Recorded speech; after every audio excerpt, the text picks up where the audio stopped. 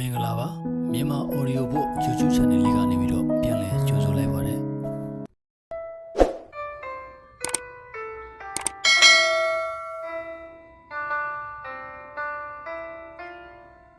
ရောဘတ်ကီယိုဇာဂီရေးသားထားသည့်ရီရှက်တက်ပူဝတ်တက်စီရင်သောဖေဖေချမ်းသာသောဖေဖေညီတစ်ဘာသာပြန်ဆိုသည်ဒီကနေ့အခန်း9ချမ်းသာသူကငွေကြေးကိုတီထွင်သည်ရင်းနှီးမြှုပ်နှံမှုသည်သွားလိုက်လာလိုက်ဈေးကွက်သည်မြုပ်လိုက်ပေါ်လိုက်စီးပွားရေးသည်တိုးတက်လာလိုက်ပြိုကွဲသွားလိုက်ရှိနေပါသည်တင်းဤတသက်တာလုံးလောကကြီးကနေ့စဉ်နေ့မျှတင့်အတွက်အခွင့်အလမ်းပေါင်းများစွာပေးနေတော်လဲတင်းသည်ထိုအခွင့်အလမ်းများကိုမမြင်နိုင်ဖြစ်နေခဲ့ပါသည်ကဘာကြီးသည်ပြောင်းလဲလာလေလေဤပညာတွေပြောင်းလဲလာလေလေတင်းနှင့်တင်းမိသားစုအစဉ်အဆက်ငွေကြေးလုံခြုံစိတ်ရှာရမှုအခွင့်အလမ်းတွေပုံပုံများပြားလာလေလေပင်ဖြစ်သည်တင်းမှာကြောင့်မိမိငွေကြေးဆိုင်ရာအသိဉာဏ်တွေတိုးရှင်ရတာလဲထို့သောအသိဉာဏ်တွေတိုးလာရခြင်းမှာတင်းသည်တင်းဤကံကြမ္မာကိုမိမိကိုယ်တိုင်ပင်ဖန်တီးရှင်သည့်သူမျိုးဖြစ်သည့်ဆိုသောကြောင့်ပင်ဖြစ်သည်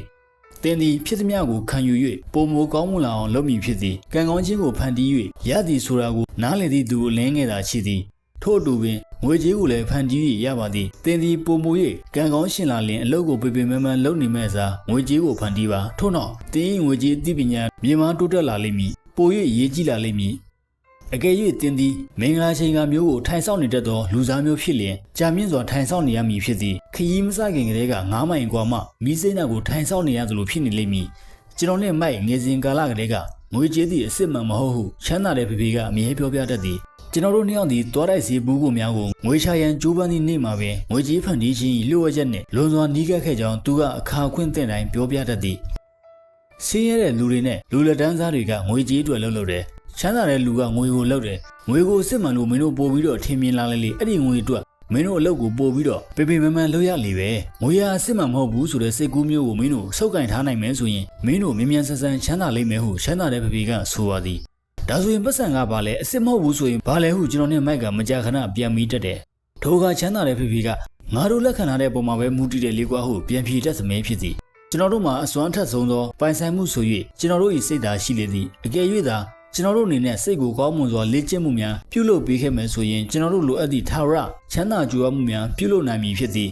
မပြောင်းလဲနိုင်သည့်အကြီးကျယ်ချမ်းသာမှုကိုဖန်တီးရယူနိုင်မည်ဖြစ်သည်တန်းကြွယ်တတိများဖြစ်လာနိုင်ရန်အတွက်ဘာမှမရှိတဲ့ဘဝမှာပင်လှုပ်ဆောင်လာနိုင်လိမ့်မည်ကြီးမားတဲ့ခွင့်လန်းများကိုကျွန်တော်တို့ရဲ့မျက်စိများဖြင့်မမြင်ကြရပါကျွန်တော်တို့၏စိတ်နဲ့သာမြင်နိုင်ပါသည်လူများစုသည်မိမိတို့၏ရှေ့မောက်တွင်ရောက်ရှိနေတဲ့ခွင့်လန်းများကိုမမြင်ကြခြင်းမှာထိုခွင့်လန်းများကိုငွေကြေးရာလေးလာတည်ယူမှုများမရှိခဲ့သောကြောင့်ဖြစ်သည်ထို့ကြောင့်ထိုကဲ့သို့သောသူများသည်ငွေကြေးချမ်းသာကြွယ်ဝမှုများကိုမရဘဲဖြစ်နေလေတော့သည်အရှုပ်ဆိုရရင်ကျွန်တော်ထံ၌ချမ်းသာသောဖေဖေနှင့်ဆင်းရဲသောဖေဖေတို့၏အမွေများစုပြုံနေပါသည်ကျွန်တော်ကိုနှစ်ကိုခွဲထားလို့ရနိုင်သည်ဟုဆိုခြင်းဖြစ်သည်တပိုင်းမှာငွေကြေးပိုင်ဆိုင်မှုများဖန်တီးရတွင်အလွန်စိတ်အားထက်သန်လာသည့်အရေးရှင်တစ်ယောက်ဖြစ်ပြီးတော့ကျန်တစ်ပိုင်းမှာရှိသူနှင့်မရှိသူများ၏ဂျာကွက်လက်ကိုဖြည့်ဆည်းပေးရန်တာဝန်ရှိနေသည့်ဆရာတစ်ယောက်ဖြစ်နေသည်ကျွန်တော်သည်ယခုစာအုပ်ကိုရေးသားပြုစုခြင်းဖြင့်ထိုကွက်လက်ကိုဖြည့်ဆည်းနိုင်မဲ့ခွင့်လန်းတစ်ခုကိုဖန်တီးနိုင်ခဲ့ပြီဟုဆိုရှင်ပါသည်ဤစာအုပ်သည်ရင်းနေကြစာအုပ်များမှလမ်းခွဲထွက်ကမိတ်ဆွေထွက်ကြီးပွားရလမ်းဤပုံစံသစ်များကိုရှာဖွေပေးထားပြီးငွေတွေလက်ထဲတွင်မိုးပွဲမစများပြားစွာစုဆောင်းမိမှချမ်းသာရမည်မျိုးမဟုတ်ပဲတခြားသောနည်းလမ်းများဖြင့်ဘဝ၏နောက်ဆုံးချိန်များအထိချမ်းသာစွာနေထိုင်နိုင်မဲ့နည်းလမ်းများကိုဖော်ပြထားပါသည်တင်သည်ချမ်းသာသူတူဖြစ်ရန်အတွက်ဝင်ငွေများပြားလာတဲ့လုပ်ကိုင်မျိုးကိုရှာဖွေလုပ်ကိုင်နေရန်မလိုအပ်ပေတင့်အတွက်အမှန်တကယ်လိုအပ်နေသည်မှာငွေကြေးနှင့်သက်ဆိုင်တဲ့ပညာရေးဖြစ်၏ဤစာအုပ်ကတင့်အားထူပညာရက်ကိုပေးစွမ်းနိုင်လိမ့်မည်ဖြစ်သည်